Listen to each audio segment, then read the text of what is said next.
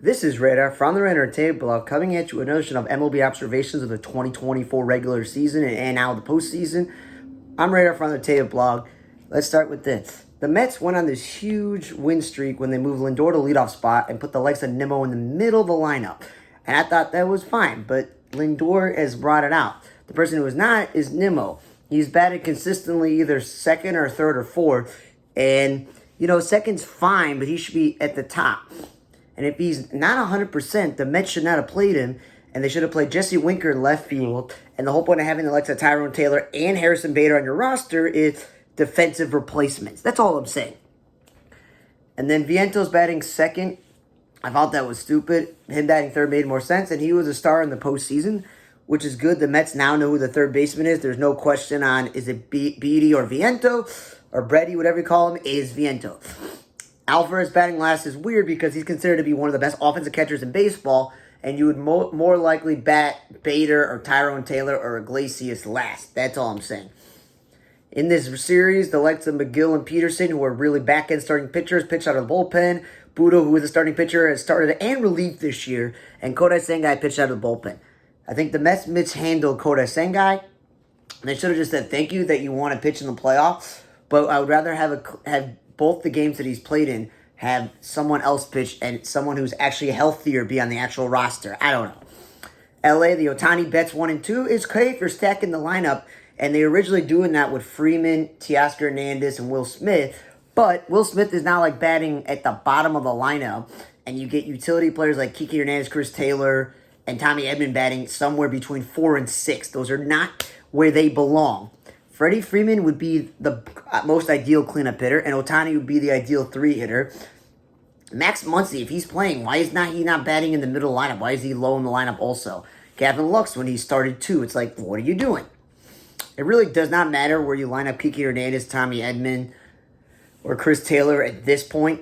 They may make some bad plays here or there because they're not playing the same position. They're playing a lot of outfield, and then you throw them back in the infield. Cleveland, Quan leading off, he's a great leadoff hitter.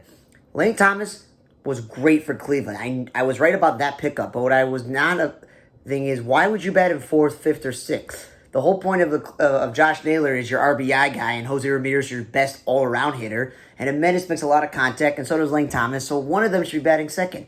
Not Manzardo, a rookie, DH, or David Fry, the DH who made the All-Star team. Like, come on. Schneemann should not have been playing the outfield. They're batting middle lineup.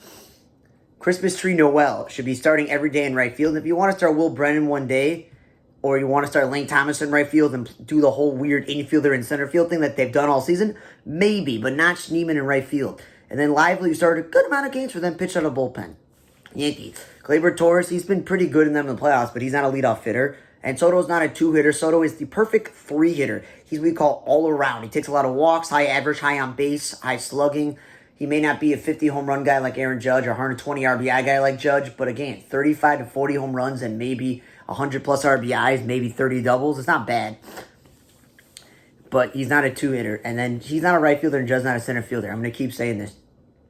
If Alex Verdugo is going to bat 9th, and you're going to have this weird outfield alignment, just start Trent Grisham or Jason Dominguez in center field and hope that their defense is what you want in center field, and then Judge and Soto can be in the corners where they belong. Austin Wells batted cleanup once. I'm like, dude's not a cleanup hitter. He's a rookie catcher. Let him focus on being a good catcher because Trevino, the backup, is a very good catcher. Luke Weaver, who started the year hoping to be in the rotation and then went back and forth, he became the closer, so that's a starter in the bullpen. And then Birdie is the utility guy. He should not be batting 6th. He should be at the lowest part of the lineup. And Cabrera, like Birdie, are not first baseman. But with Rizzo battling injuries and DJ LeMahieu battling injuries, I don't know why they played like natural-born second baseman. The shortstop's at first base. Birdie made some nice plays, but he's not really a first baseman. Volpe, if he's not going to bat leadoff or second, batting 7th is an RBI spot. He's not an offensive player. He's a rookie who won a Gold Glove last year and probably should have been nominated for another one this year. And then Jazz Chisholm has been great for them, and he's learned third base on the fly, but third base is not his position, and he's not a middle-of-the-lineup hitter. He and Anthony Volpe should be at the top of the lineup, and it should be Soto, Judge, 3 and 4, Stanton 5th. The guy who should be batting 6th is, if he's healthy, Anthony Rizzo, and then you go for Verdugo 7th, Austin Wells 8th, okay? And then you're like, well, who's left? Gleyber Torres. So, guy, fine. You go Gleyber, maybe you move Gleyber Torres to 6th, and you go Rizzo 7th, and then doesn't matter, Austin Wells, and then play Trent Grisham if you're just going to play Verdugo last. But I will say about this series, it was a weird National League series because there were games where the Dodgers scored 8 to 10 runs, double-digit plus, and then the Mets come back the next day and they scored a bunch, and then they won, and the Mets just kept coming back and back, and there wasn't enough. I still have no idea how the Dodgers, I will say this, are continuing to think they can win a World Series doing a bullpen game with an opener. Because when I read that Michael Kopech was starting, and my dad asked me this, is he starting? I'm like, no, he's going to be an opener. Michael Kopech should be and hopefully will be a starting pitcher in the future like Ronaldo Lopez after he left the White Sox and went elsewhere. That Kopech is one of the most talented pitchers ever. He should be starting. I don't think they're going to be able to win playing baseball like that. That's one of the things I just want to get at. It just makes absolutely no sense that the Dodgers cannot have a healthy enough body because, again, they traded for Jack Flaherty. He's the number 1, okay? They have Walker Buehler, one of their own. He's in the rotation. They have Yamamoto, who they're paying a lot of money to, and then they're going with a rookie, Landon Knack. And I'm thinking to myself, like, maybe instead of doing an opener type of game, you can start Brent Honeywell or Anthony Banda because they both have pitched multiple innings at a time. I'm just surprised that there's absolutely no one to start. Glasnow, gone. Gosselin, gone.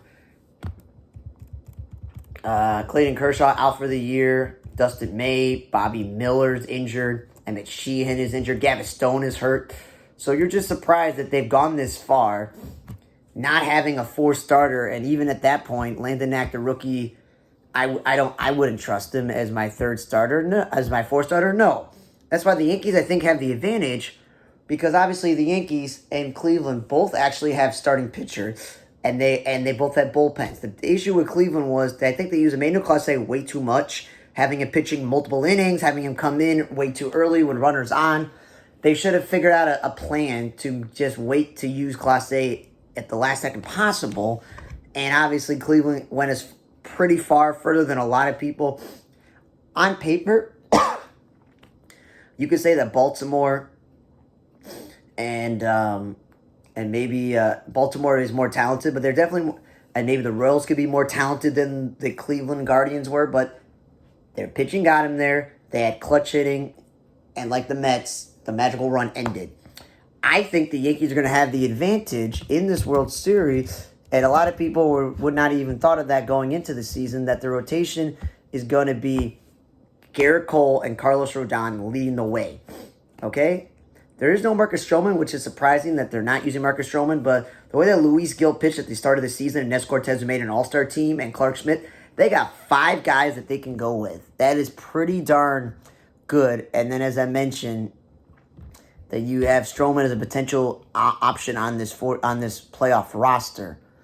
That is not bad to have potentially 6 starters compared to the Dodgers luckily having 4 healthy people. The Dodgers bullpen has been really good, and the Yankees bullpen has had his moments. The Dodgers bullpen has some more names like Joe Kelly and Michael Kopech and Trinan and stuff like that. But the Yankees bullpen has Luke Weaver, who's been pitched really well for them. Clay Holmes, who was their closer. Tommy Kahnle, Tim Hill, Mark Leiter Jr., Ian Hamilton, Tim Meza.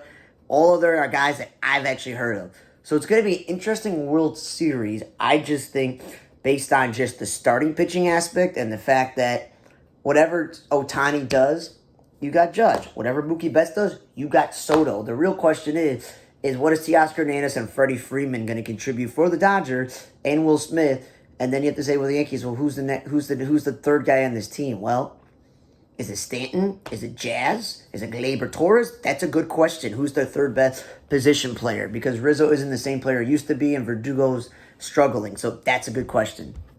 But thanks again for listening to the championship Major League Baseball round of the 2024 postseason. For Table Block, I'm Radar. See you guys next time.